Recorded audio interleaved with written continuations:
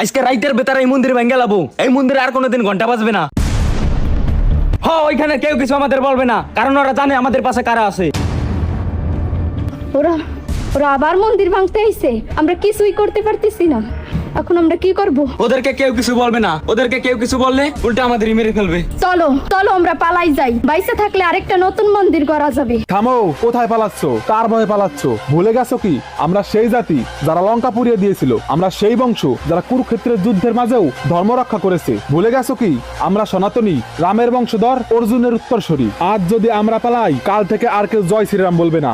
আজ যদি আমাদের মন্দির ভেঙে যায়, কাল থেকে ভগবানের নির্বাসনে যাবে। তুমি ঠিকই বলেছো দাদা, আজ থেকে আমরা কাউকে ভয় পাবো না। ওরা ভাবছে মন্দির ভেঙে দিলেই সনাতন শেষ, মূর্তি ভেঙে দিলে ভগবান মরে যায়। ভুলে গেছো আমাদের ঈশ্বর কোনো পাথরের গায়ে নয়, আমাদের ঈশ্বর আছে আমাদের রক্তে, আমাদের প্রাণে। এবার আর আমরা পালাবো না, এবার লড়তে হবে।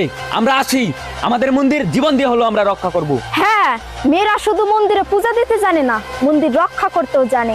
আজ থেকে আমরা মেয়েরা আমাদের মন্দির রক্ষা করব।